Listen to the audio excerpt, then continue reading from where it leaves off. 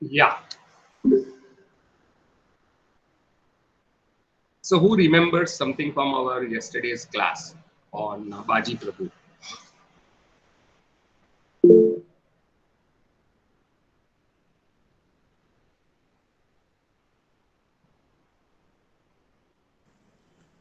Sir, we were discussing the poem and the figures of speech in it. We came across the word nation in this poem, which was which highlighted the anachronistic nature of this word because the word nation did not exist back then, and the idea of a nation was very different from today's world. And we discussed the modern and um pre-modern views of the word nature, Yeah. nation, sorry. Uh, and we had reached the part where Shivaji had called Baji Prabhu from the rear of the army and asked him to hold the battle there uh, till he goes back and gets back up, he gets the rest of the army. And Right. here Tanaji was disagreed with Shivaji's decision, and he said ki you didn't have to call Baji Prabhu from the rear end, and I could have managed it here by myself. Right. And so Baji Prabhu says ki there's no uh, like this pride, your manhood is not shown, will not be represented by this pride or anything. We are all one people here, and Hmm. whether you do it or I do it, it's just one and the same. And then Baji Prabhu says that I'd need whereas Tanaji had said he'd need 500 men, Baji said he'd need 50 men to hold the army over there. And I think that's where we left off. And what you are saying about we are all one, yes, in one sense, he is talking about that, but he is talking about it from a very different perspective, right? What he is doing is he is speaking from a philosophical perspective here. And Yes. he talks about, where is it on page number? By my book, right? I'm following my book. I'm not following. Uh, yeah, here is Fizza's link in case you want to open it.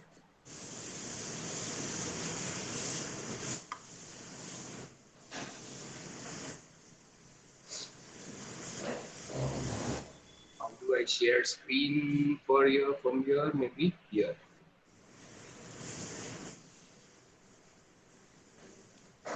So the part that is highlighted by the number 284. Okay, so can you see this now? Yes. Can you see the screen? Yes. Yeah. So Bajit, we have what he's saying is something slightly different in the sense that he's evoking philosophy of Vedant to talk about how different, though we are all different physically, right? We are at a spiritual level, it is one self, right? So if you look at these lines here, Tanaji Malusre, not in this living net of flesh and nerve, nor in the flickering mind is a man's manhood seated. God within rules us, who in the Brahmin and the dog can, if he will, show equal Godhead. Not by men is mightiness achieved. Baji or Malusre is but a name, a robe, and covers one alone. Yeah, this one is, he's not saying that we are all people, but what he is saying that we are at a spiritual level, we are all the higher self, that is Atman, right? Who is the same as Brahma according to Advaita. But we employ Bhavani's strength, and this is a very important notion in Aurobindo because Bhavani uh, is the goddess of Marathas, Tulja Bhavani. But in Aurobindo, she becomes a symbol of Mother India as well as Shakti, right? So what he is doing, that he is visualizing or he is imagining Mother India as Mother Goddess, right? And the idea of Mother Goddess is extremely important in Sri Aurobindo. It's almost coming from the ideas of Tantra, where Shiv and Shakti both are considered as equally important in spiritual development and the way world functions, right, is because of both Shiv and Shakti. So Shakti is not considered, or Maya is not considered as a negative illusion, untruth, but power, right? And this power is something to be worshipped according to Tantrikas.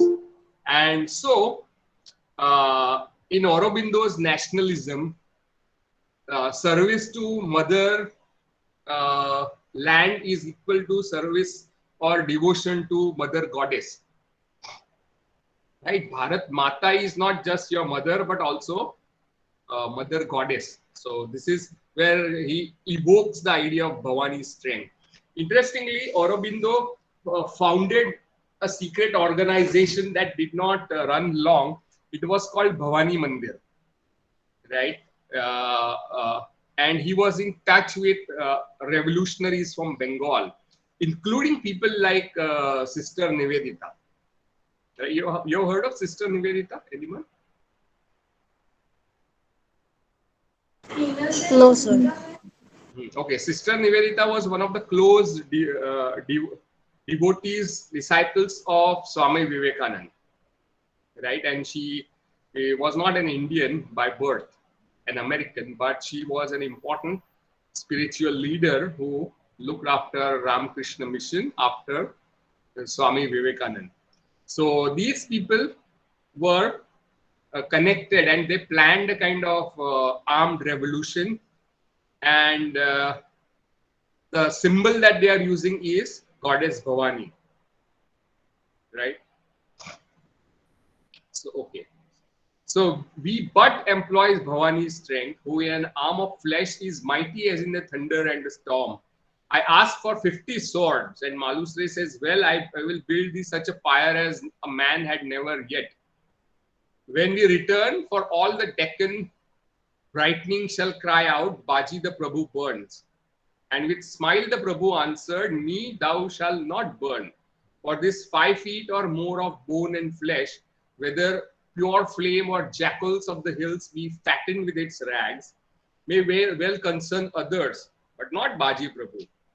And the chief, with a high calmness in his shining look, says, we part. So there is a kind of element of exaggeration when he says, I will fight with 50 men. The actual history says 300 men, right? But then that this is a poem, this is a poetic treatment of history, right? So what we are studying here is how contemporary poems deal with history, to talk about, to make sense of, or to comment on contemporary affairs, right? And we can connect this to our first unit where we studied Vishakdat's Mudra Rakshas, where a historical event, that is how Chandragupta and how Kautilya defeated Rakshas, an event that is believed to have happened almost 800 or 1000 years before the play was actually written in 5th century, right? So what is happening is that the 6th, 7th century play by Vishakdatta is using 1000-year-old history. And we speculated that maybe it is commenting on the contemporary affairs of those times, where the Gupta Empire is besieged by many powers like Huns, right?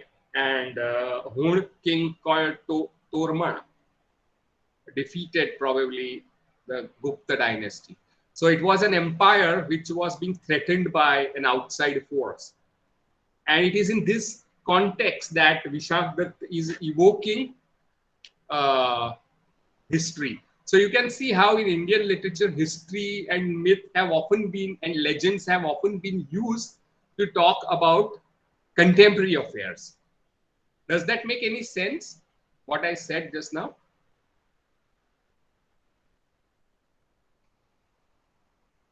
Any questions? Have you understood what I'm saying?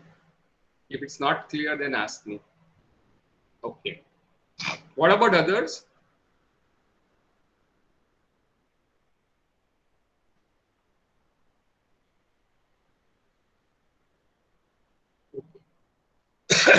Okay, what else do you remember from yesterday's discussion? We were looking at poem as a story, right? We are also looking at poems or is a narrative poem, and we also looked at certain heroic run-on lines and heroic similes, right? Similes of that run for several lines. That is called epic simile. Okay, so where were we? Yeah. By the Mughal van approach, Baji and his Marathas sole remain, watched by the mountains of in the silent gorge. This is the valley in which they are hiding. Small respite had the slender band, that is the band. Yeah, you have to say So something. we were a little behind this. Okay. We need to start from and the chief with a high calmness Okay. in his shining look. We Right. part O friend. Right. So we have seen how the philosophy of one, of Atman, which is the same as Brahman, and how Bhavani or power. And if you look at the idea of Maya in Kabir, then Maya is Mahathigini Hamjani, right? She is deceiver. But in Aurobindo and among certain schools of Vedanta, Maya is seen as energy and power, Shakti. Okay.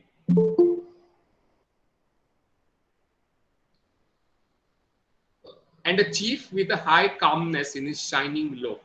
The chief is Shivaji, of course, right? We part, O friend, but meet again we must. When from our task release, we both shall run like children to our mother's clasp. And mother is the nation as well as the goddess, right? He took from his white brow the princely turban sewn with a great diamond crown, and on the head of Baji set the gleaming sign. Then clasped his friend and followed by the streaming host that gathered from the rear to farther hills rode chattering. So Shivaji puts his turban on Baji's head, and it is had this agate diamond. So he is almost giving his own.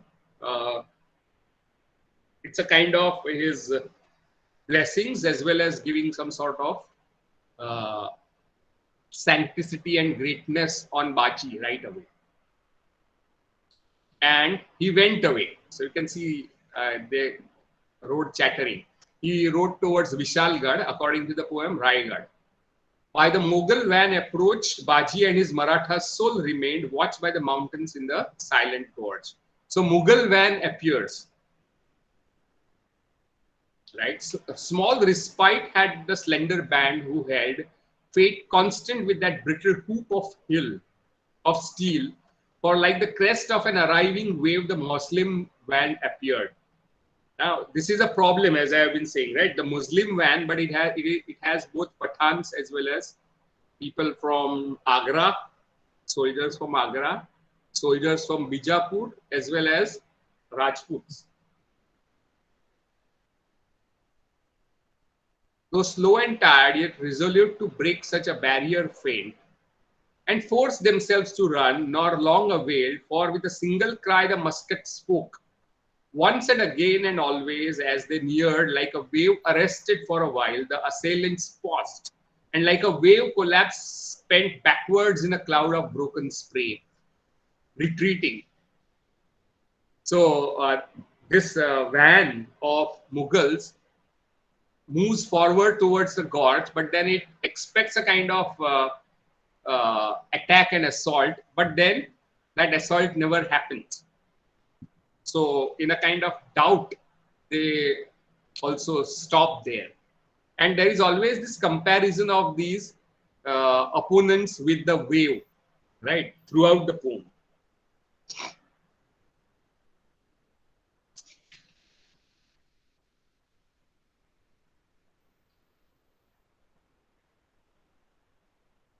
Yielding up, the dangerous god saw only on the gnarled and the stumbling rise the dead and wounded heap. Right? On the gods, they saw only dead people lying there. But from the rear, the main tremendous onset of the north came in a dark and undulating surge.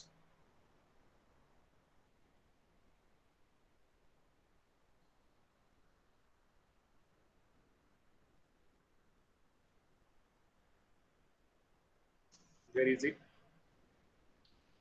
Dark and undulating surge. Onset of the north means it's imagined as a battle between north and south, right? And north is from Agra, the Mughals.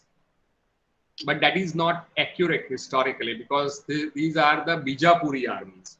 And Bijapuri is actually in the south. So the opponents of Shivaji were as much from Deccan as he was. Regardless of the check, a mingled mass of Pathan and Mughal and the Rajput clans. Now this becomes a problem, right? First he says it's a Muslim van or a Mughal van, but it's made of a mingled mass.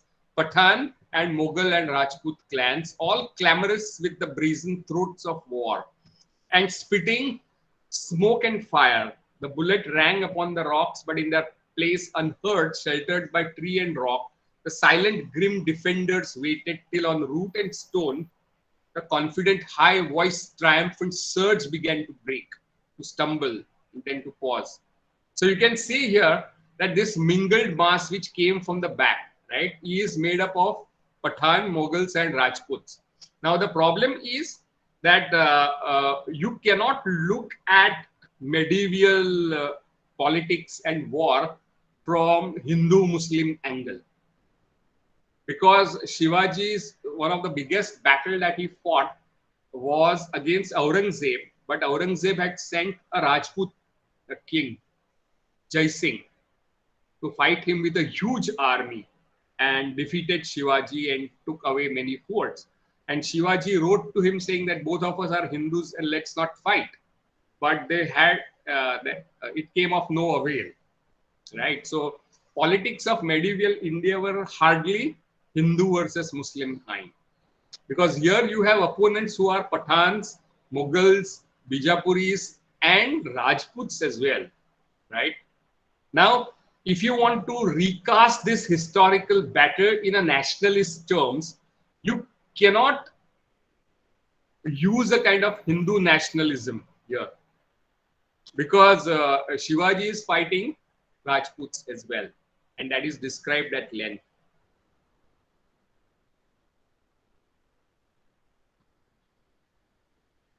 So these soldiers just fire a shot, but nothing comes of that. They are advancing into the gorge, and the defenders are still hiding and waiting because they are only 50.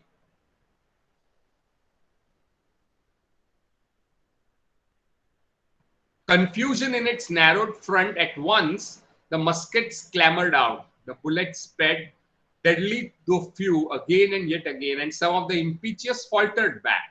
Some in wrath pressed on, and while they swayed poised between flight and onset, blast on blast, the volleyed death invisible hailed in upon uncertain rank.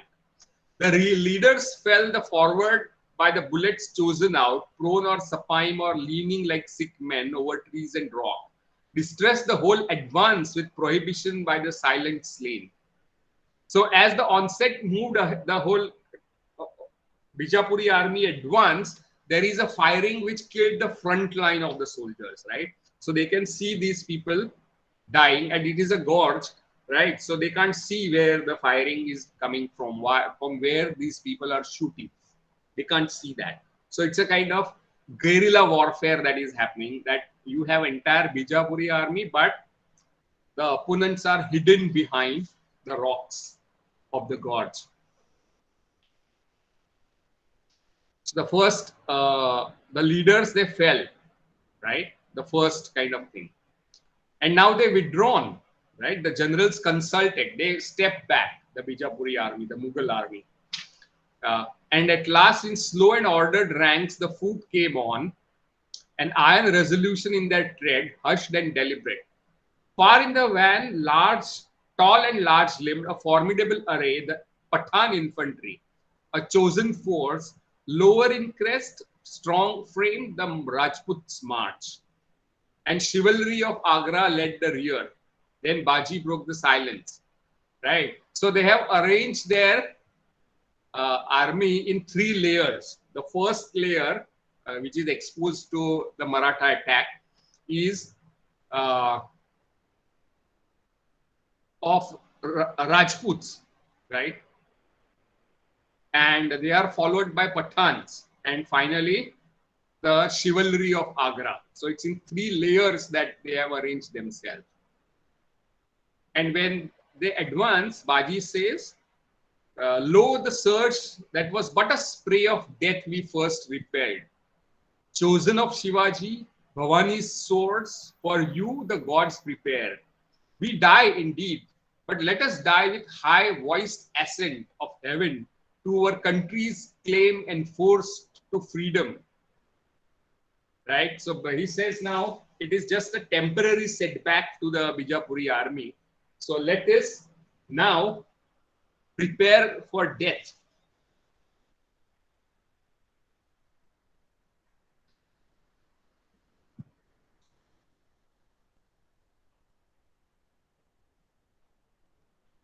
As he spoke, the Mughal lines entered the Minan Singh and White Throat Gorge, carefully walking.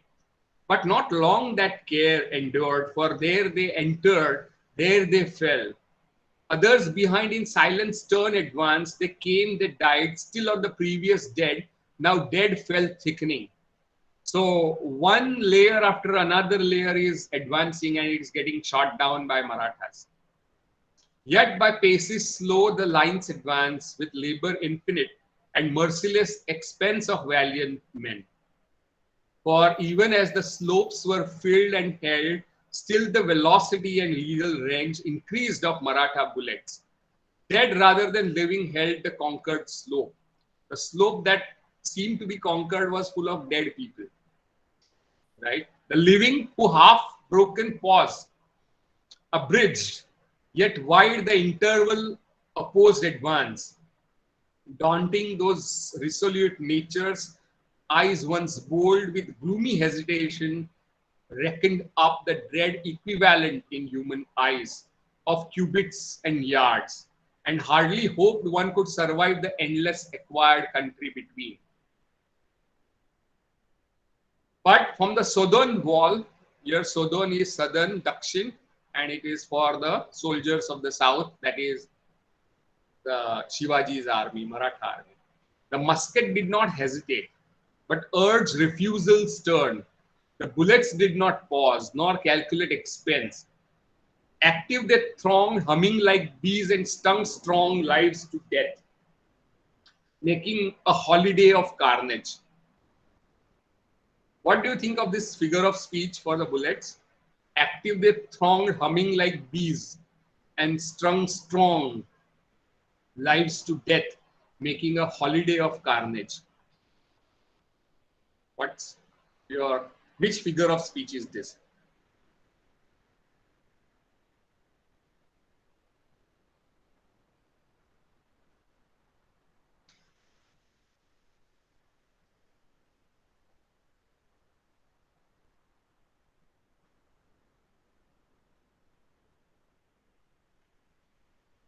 Anyone?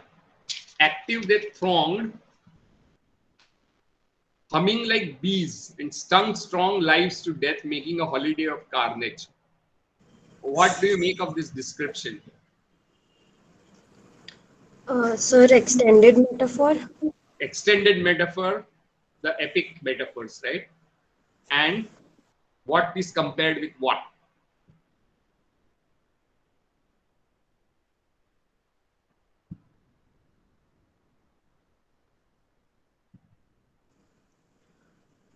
So like bees, how painful their sting can be. Hmm. Uh, the bullets were buzzing all around. It was like bees Mm. buzz around in the vicinity, and stung strong lives to death. So strong lives, strong lives refers to the strong valiant men of the army. Exactly. Very good.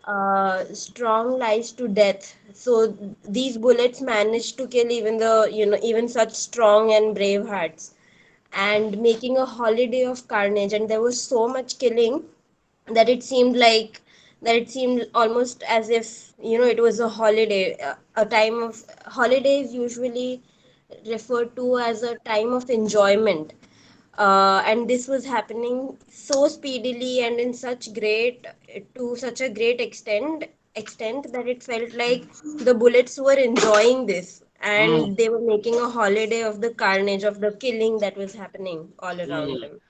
Right. Exactly. And the figure of speech, stung strong lives would be Alliteration, stung strong. alliteration. Humming like bees and stung strong lives to death. Is there any other figure of speech apart from metaphor and alliteration?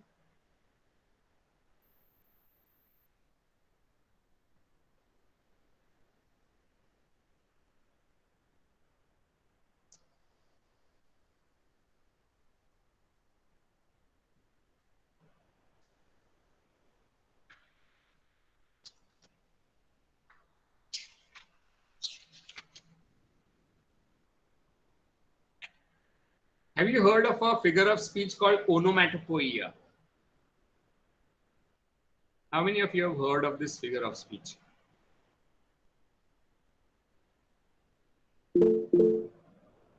Yes. So, Fiza, what is onomatopoeia?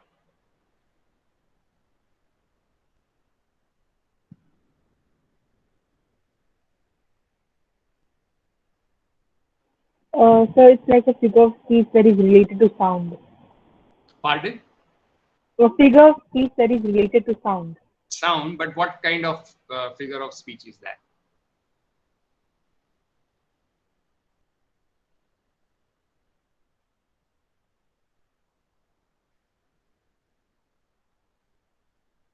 Maitreyi, can you add to what Fiza said?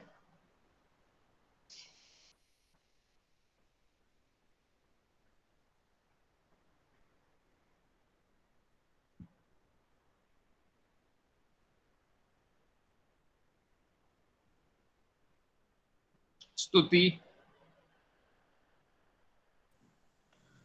Onomatopoeia is like the sounds animals make, and writing that sound, representing that sound in words, in language.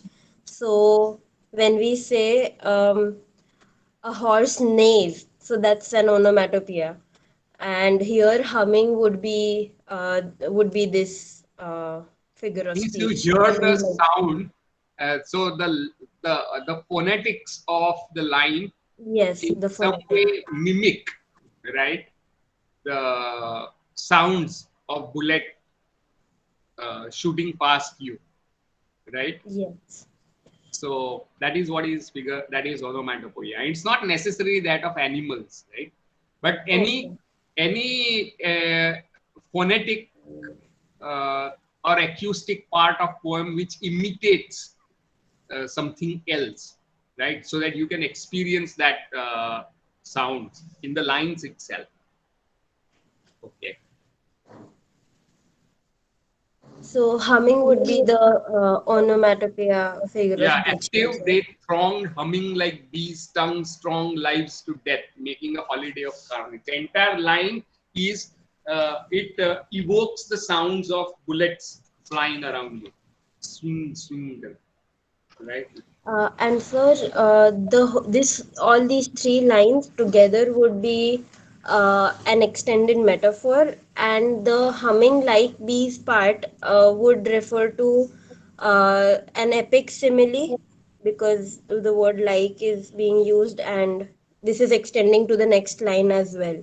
Yeah, So yeah, this yeah. would be an epic And simile. even they thronged, humming like bees, and stung strong life. So stung, strong, all these are sounds of bullets firing, right?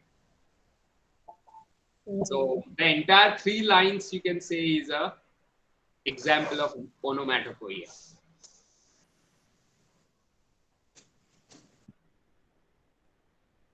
Okay.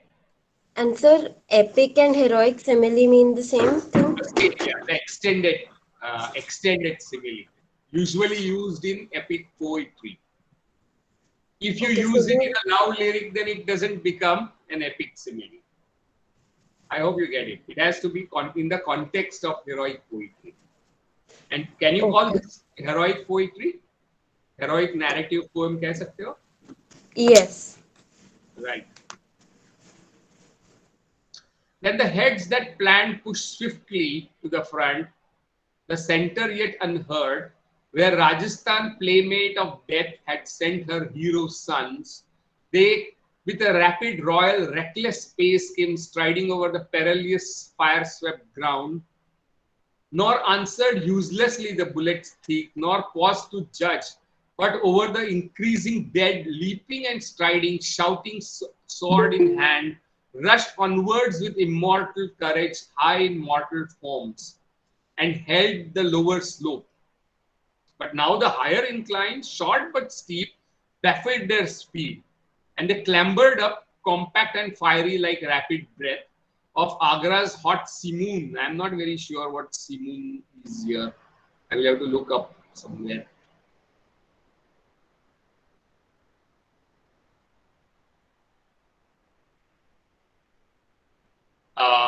Simoon is a hot, dry, laden wind in desert of Arabia. This is what Google tells me. Google search. The sheeted flame blent bullets. Down they fell with huge collapse and rolling with their shock drove back the few who still attempted. So the Rajput battalion, it jumps over the dead, shouting without caring for the firing that is happening in all their bravery and valor, right?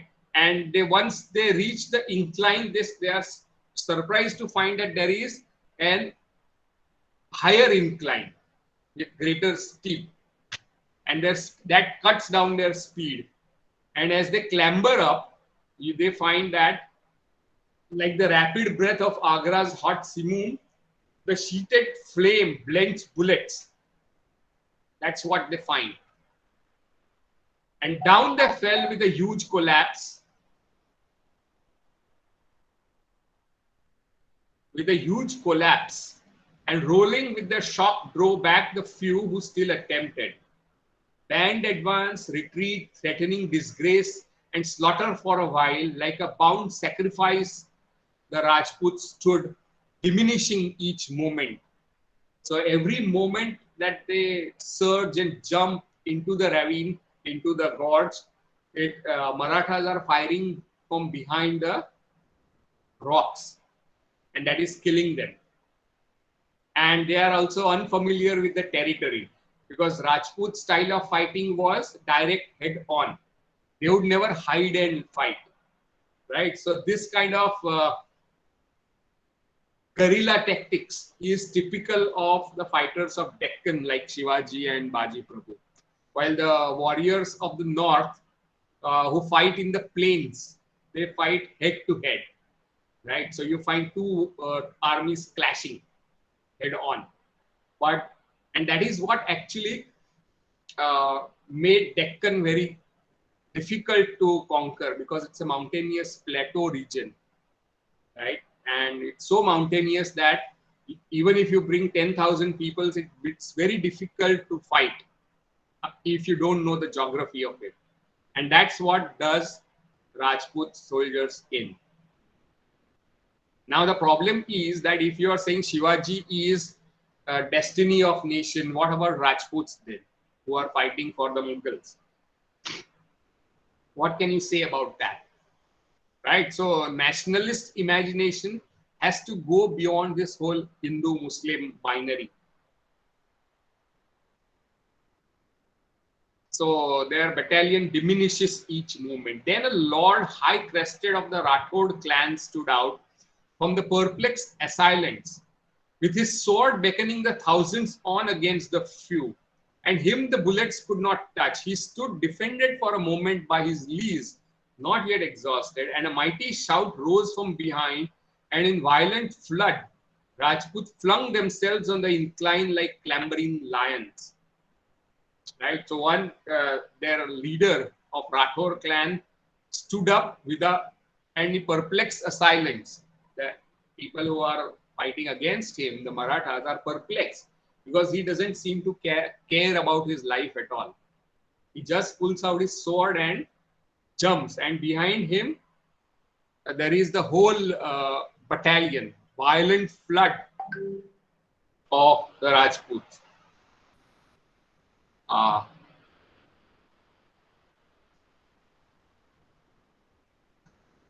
And they are compared to clambering lions on the incline, right, on the slope.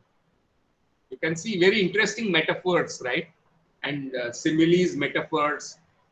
Many hands received the dead as they descended, flinging back those mournful obstacles with a rush.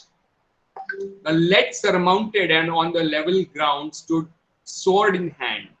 Yet only for a while, for a grim and straight the slogan of the South, left with 50 swords to thrust them back, with Baji the Prabhu leading. Thrice they came and three times prevailed, three times the southern charge repelled them. So they are coming in surges, and all the time they seem to be beaten back by Baji Prabhu and his swordsmen.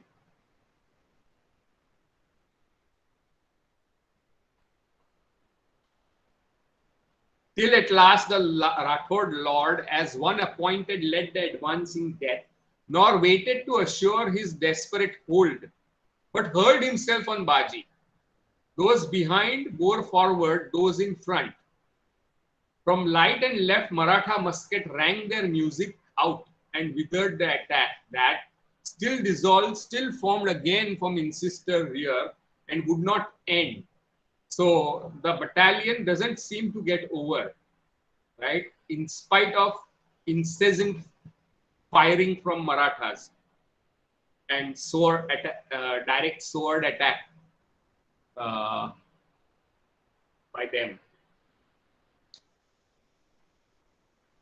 So was the fatal gorge filled with clamor of the close lock fight. Sword rang on sword, slogan shout, the cry of guns, the hiss of bullets filled the air. Murderous strife heaped up the scanty space. Rajput and strong Maratha breathing hard in desperate battle. But far off, the hosts of Agra stood arrested, confident, waiting for the end. So the people of Agra, that is the Mughals, they are watching how Rajputs and Marathas are fighting from a distance. Do you think that there is some kind of implicature regarding contemporary politics? Because British prefer to divide and rule, right? And Indians fighting Indians is the best thing that they would love to see. So any conqueror, whether it's Mughal or British or whoever, loves to see people from same side fighting, right? That's what people of Agra are doing. But at the same time, they are confident, waiting for the end.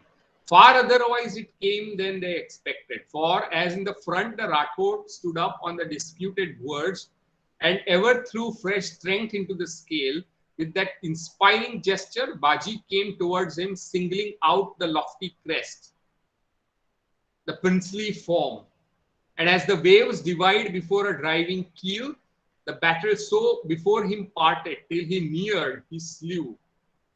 So Baji starts closing in upon the Rathod. Avoiding sword, avoiding lifted arm, the blade surprised the Rajput's throat and down as falls from upright poplar.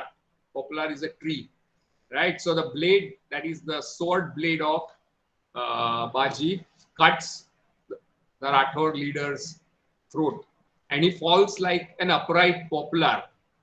What figure of speech? And down as falls an upright poplar. Simile. Simile. Right? Why is it upright poplar?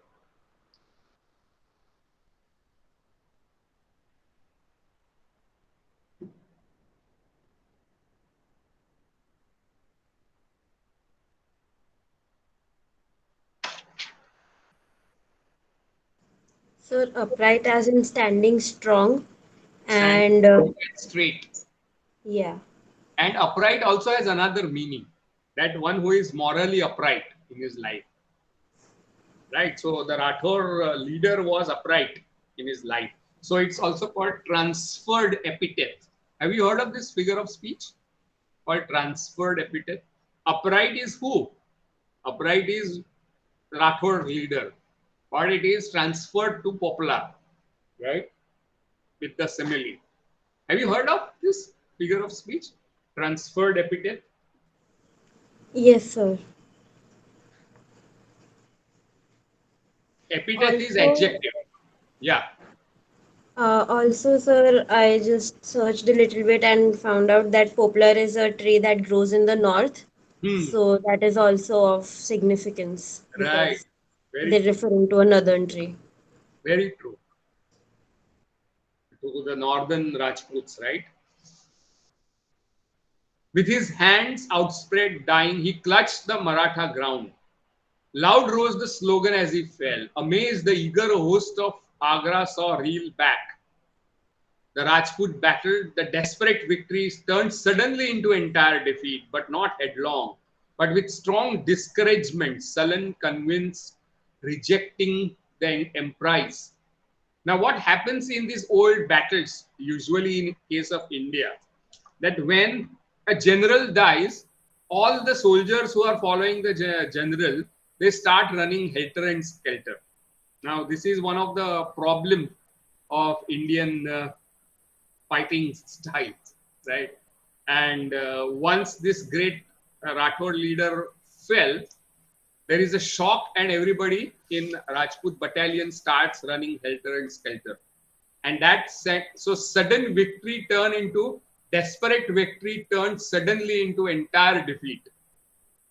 Not headlong, but with strong discouragement, sullen, convinced, rejecting the emprise.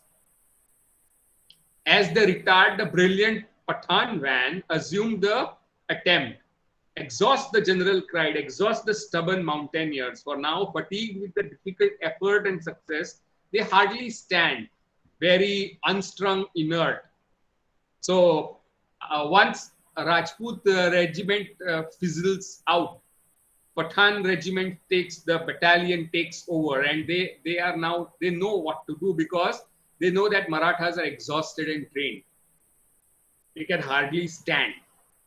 So their strategy is to exhaust them, and they call them mountaineers, right? Why? Because they are the soldiers of mountainous regions. They hardly stand, very unstrung, inert. Scatter this fringe and we march on and seize Raigad and Shivaji.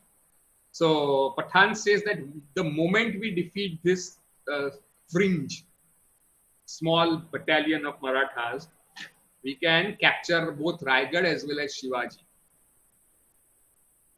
Meanwhile, they too not idle, covered by rock and trees, straining for vantage, pausing on each ledge, seizing each bush, each jutting promontory, some iron muscles climbing on the south, lurked on gorgeous gloomy wall unseen.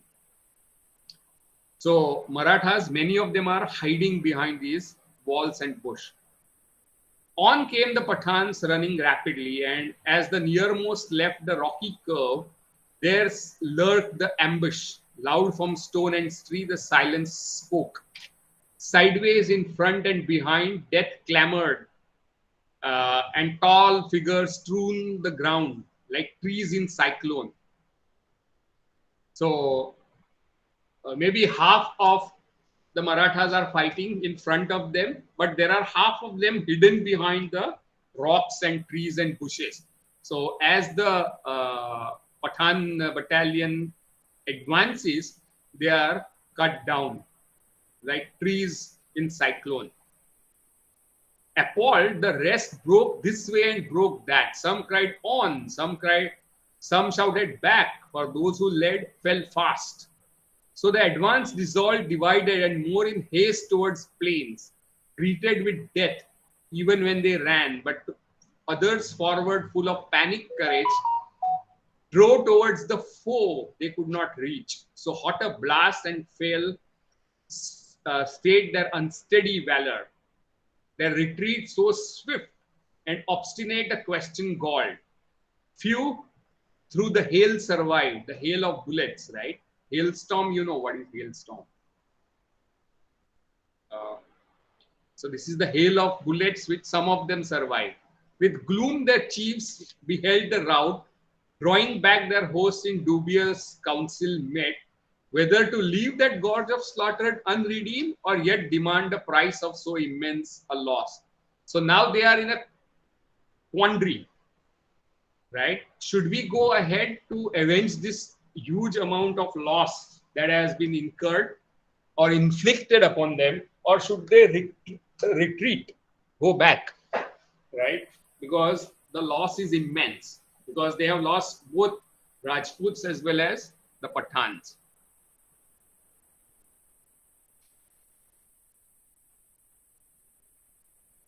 But to the Prabhu came with anxious eyes the captain of the band. Baji, he said, the bullets fail.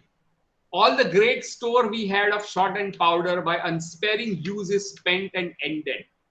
And Baji Prabhu turned. One look he cast upon the fallen men, discernible by their attire, and saw his ranks not greatly thinned. One look below upon hundreds strewing the thick the gorge, and grimly smiled. Then, when the sun in fire descending stooped toward vesper verge, he gazed and cried, "Make iron of your souls. Yet if Bhavani wills, strength and sword can stay our nation's future from overthrow till victory with Shivaji return." So he receives a news that now bullets and the ammunitions are over, right? So they have run out of their ammunition. They have run out of people as well. Yes, Tuti, bolo. Sir, even Raji ke time pe bhi they had bullets and ammunition and Yes, gunpowder. yes. I thought they used to only fight with swords and No, arrows. 18th century, guns were slowly being part of the armies, and it came with the Portuguese and British and the French armies, right? And gunpowder came from China, if I'm not mistaken. It went to Europe. But guns of very elementary kind, right? Not the modern machine. AK-47 nahi hai, or even rifle bhi nahi hai aaj ki. These are older guns, right? So there were guns in 18th century, 17th century. They came because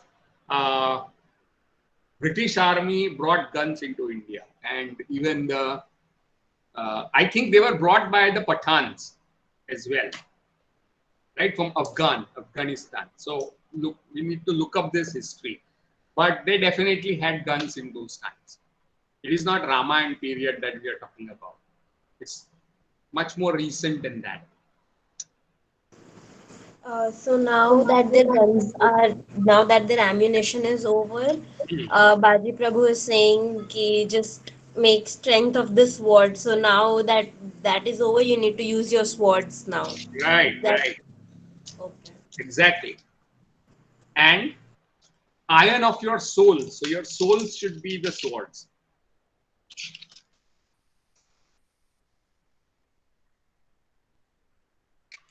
He says that if Bhavani wills, strength and sword can stay our nation's future from overthrow till victory with Shivaji returned.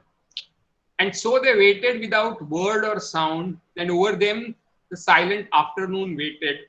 The hush terrestrial was profound. It's all afternoon, and it's hushed because firing has stopped.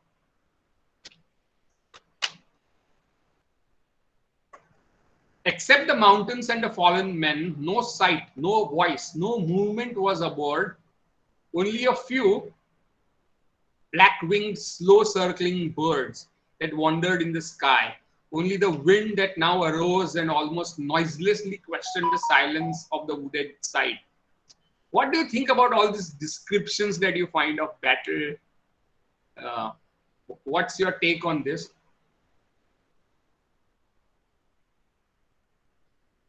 What's your response to these descriptions? So it really aids our imagination in and being able to visualize the poem. So you can see the imagery is very vivid, right? And Yes. metaphors are very sharp, and uh, and this is the critical appreciation part. How meter is handled, how narrative is handled, how descriptions are handled, how dialogues are handled, right? All this is very dramatic. So now you have this hush and silence, nothing but those birds in the sky, slow circling, and these are the vultures, right?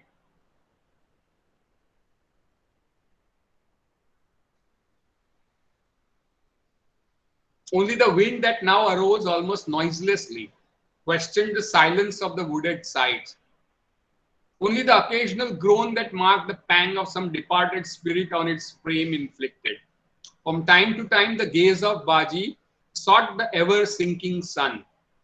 Baji wanted that sun would set quickly, right? Because Maratha battle tactics were fighting in the dark, from hiding, attacking, and disappearing, right? That is called the guerrilla warfare, which was called Ganimi Kawa in those days. The Marathi term for it is Ganimi, from guerrilla warfare. And you have to use it when you are hopelessly outnumbered. And Shivaji actually developed this battle style into a kind of expertise with which he resisted. I think all Marathas resisted the Mughals and others using these tactics. That's the cornerstone of Maratha battle, especially on the plains, mountainous plains of Deccan.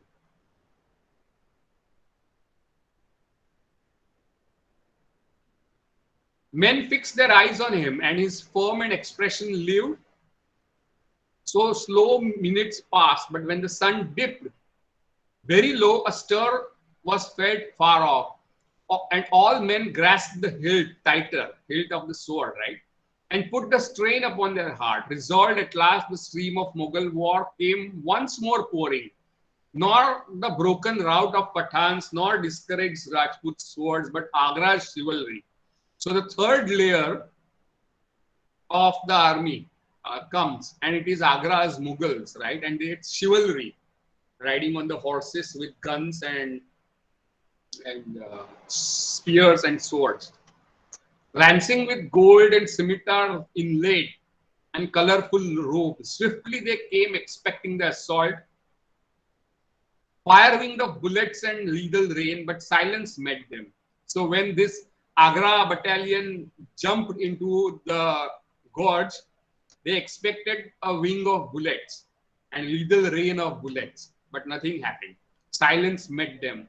And to their intent so ominous it seemed, a while they paused, fearing some ruse. They thought this is a trick, right? For such death prepared yet careful of preservation. Reassured, onward with a high shout they charged the slope. No bullet sped, no musket spoke. Unheard they crossed the open space, unheard they climbed the rise. But even as their hands surprised, the shrubs that fringe the vantage, sword unseen, hacked at their fingers, though the bullets thrust lances from swords unexposed, bored through their bosoms. So there were no bullets. But what happened is that swords came from unseen places, like the trees, the bushes, and started cutting them down. their bosoms. From behind the nearest lines pressed on to share their fate, and still the sea of men bore onward still with violent strain. They reached the perilous crest, and for a while a slaughter grim went on, and all the verge was heaped and void and thickly fortified with splendid bodies. Again, we can look at very vivid and evocative description of wars, right?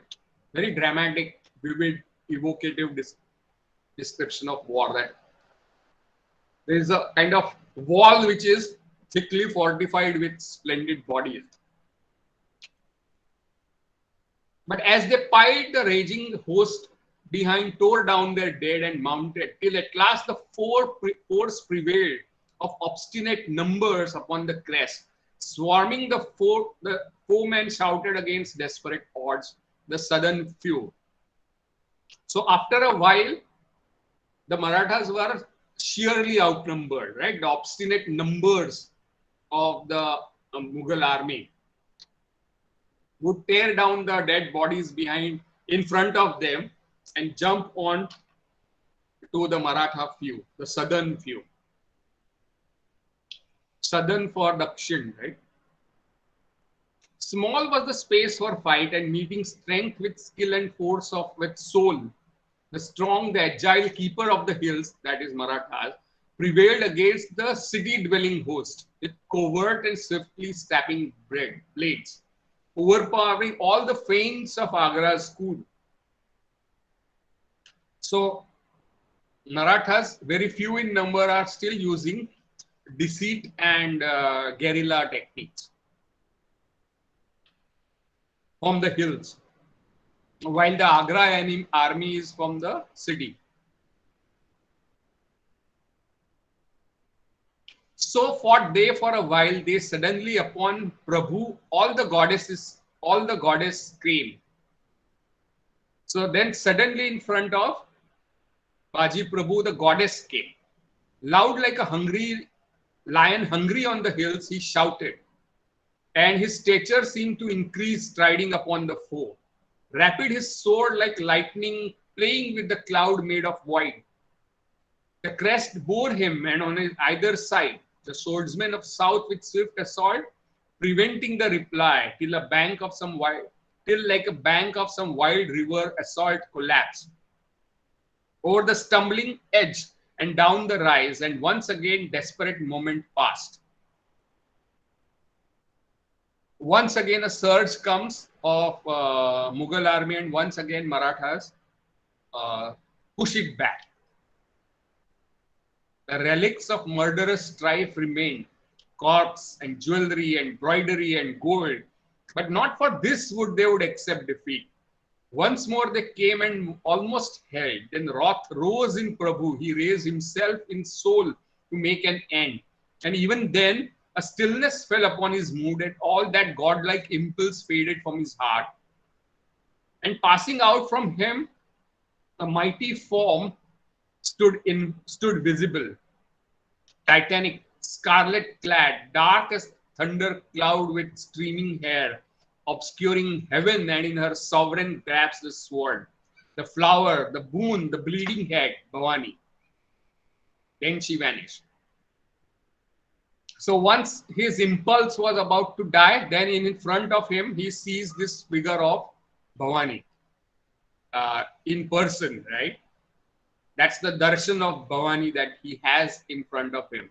And this is the description, that she stood visible, titanic, scarlet clad, dark as a thunder cloud, with streaming hair obscuring heaven. In her sovereign grasp the sword, the flower, and the boon, the bleeding head. That's what she is holding in all her hands, Bhavani. Then she vanished. The daylight was ordinary as common world. Baji knew the goddess formidable who watches over India till the end. Then, even then, a sword found his shoulder sharp. So he was then convinced that goddess is now watching over India. So he was now at peace. But even then, suddenly a sword hits his shoulder. Sharp a Mughal lance ran girding through his arm. Fiercely around him gathered in a knot the mountaineers. That means his battalion. But Baji, with a groan, tells his soldier, Moro Deshpande, to the other side, hasten to the black gorge and bring me word. Rides any from the west, or can you hear the Raigad trumpets blow? Because Shivaji had said that once he reaches, he will give the trumpet calls, right?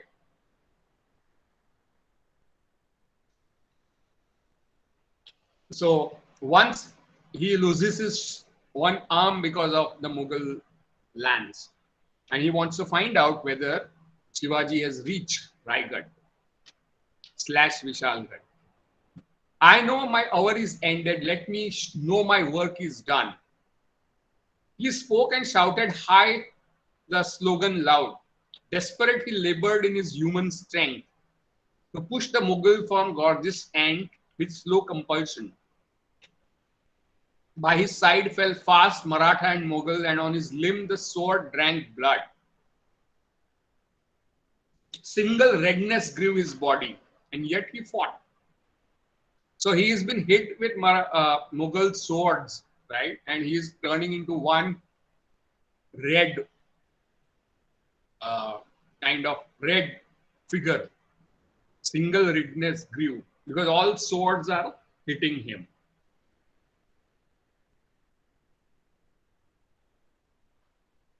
Yet he fought. Then at his side, ghastly with wounds, and in his fiery eyes, death and rejoicing dire figure stood.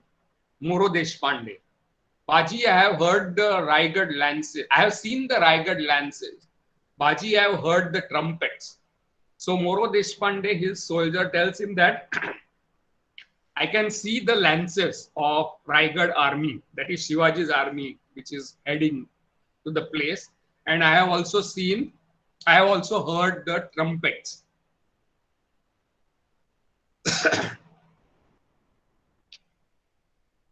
Conquering with his cry the din he spoke, then dead upon a Mughal corpse fell prone. And Baji, with a gruesome hand wiping the blood from his fierce staring eyes, saw around him only 15 men erect, of all his 50. But in front, behind, on either side, the Mughal held the gorge. Groaning once more, the grim Maratha turned, and like a bull with lowered horn that runs, charged exultant foe behind. With him, the desperate survivors hacking ran. The 15 people ran hacking their way. As a knife cuts instantly in its way through water, so the yielding Mughal wall was cleft and closed behind. Eight men alone stood in the gorge's narrow end, not one unwounded. So out of 50 now, there are only 8 people left. There were hardly 3 abreast have room to stand. They faced against the foe. And from this latest fold, Baji beheld, mounting the further incline, rank on rank, a mass of horsemen galloped in front, some 40 horse, and on turbaned head, bright in the glory of the sinking sun, a jeweled egret blazed. So Baji could see even when approaching 40 horses, and he sees that the leader of this horseman is a person who is wearing turbaned head. The glory of the sinking sun, a jeweled egret blazed. So who is this person that he sees? Any idea?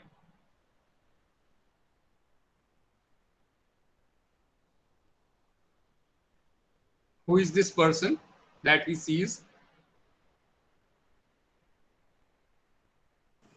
Shivaji. He's Shivaji and his soldiers. Right. coming in with his hair. Right. And Baji looked over wide and yawning field of space and seemed to see a sport upon a ridge, Raigad, and then turned and sought again the war. And so for few minutes desperately they strove. Man after man of Maratha fell till only 3 were left.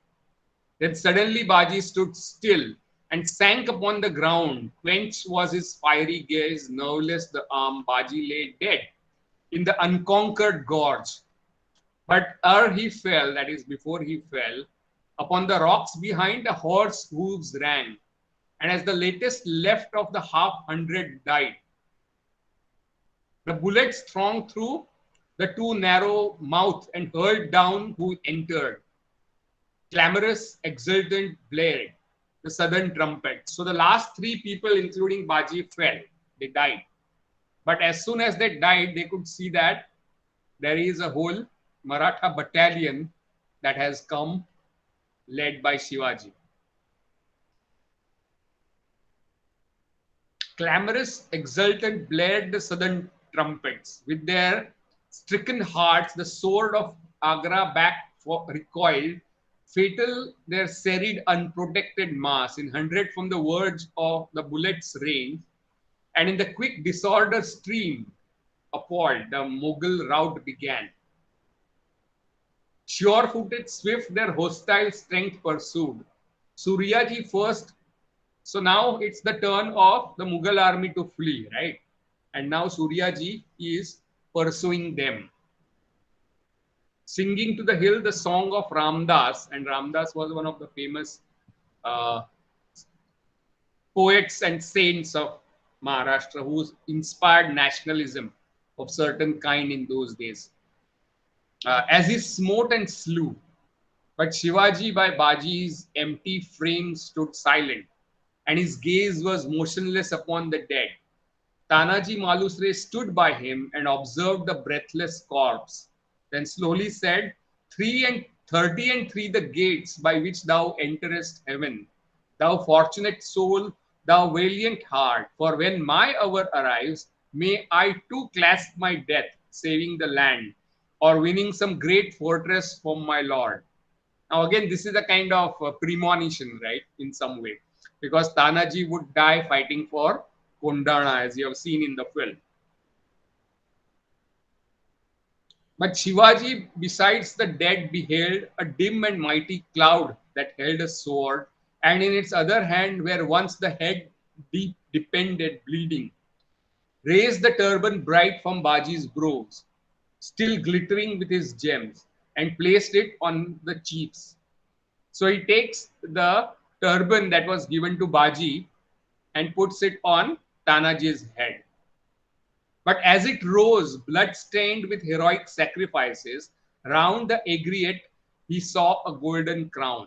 So it develops this golden halo around that turban which Baji was wearing. So that brings us to the end of the story for us.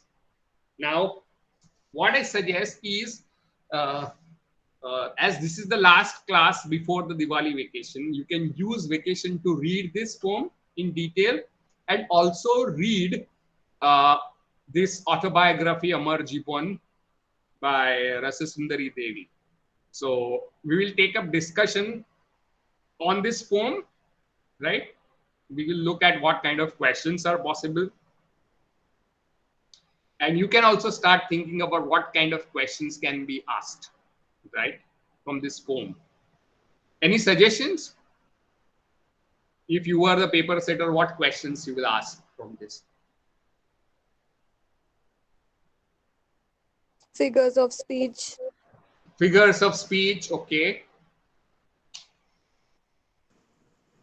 Drawing a parallel between this battle and the ongoing battle of Indian Freedom freedom struggle, struggle. the historical, contemporary historical, right? The Yeah. contemporary context. How history is used in contemporary context, right?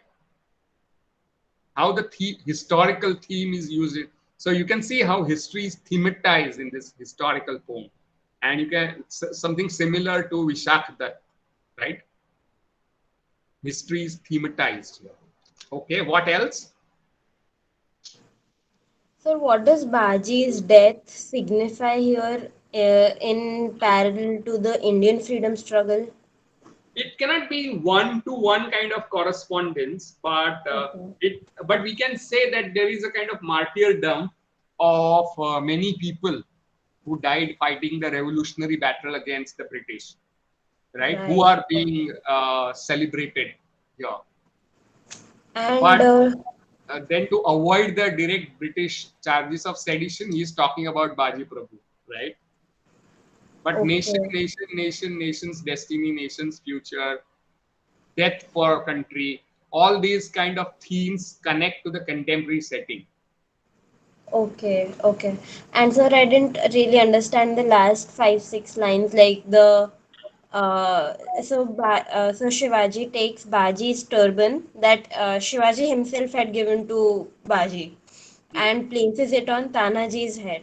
And Right. then what happens? Like, but And as it as he goes, blood raises the flows. turban uh, to be kept on Tanaji's head, he can see a golden halo around it. So that Around the becomes a sign turban. of his martyrdom and divinity uh, Okay, of, uh, of Baji, right? And it connects with the philosophy that he is trying to say, that it's all bodies may be different, but soul is one, right? And when you are dying for motherland, you are dying for Bhavani, right? So you can see how he sees it. There is a darshan of Bhavani that he has on before he is about to be killed, right? But he sees that. So this golden halo is that uh, sign of divinity.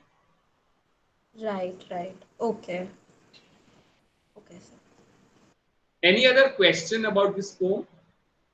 So all these are narrative devices of heroic poetry, right? These are the tropes of heroic poetry that are used for nationalist kind of poetics. So history is retold in a uh, nationalistic spirit, right? Which is spiritual nationalism of Sri Aurobindo. So death for motherland equals to death, sacrifice to the mother, holy mother. You can see how politics and spirituality and poetics come together in a single thing, right? Yes, sir. So, what is your take on this poem? You liked it, not liked it, bored? What happened?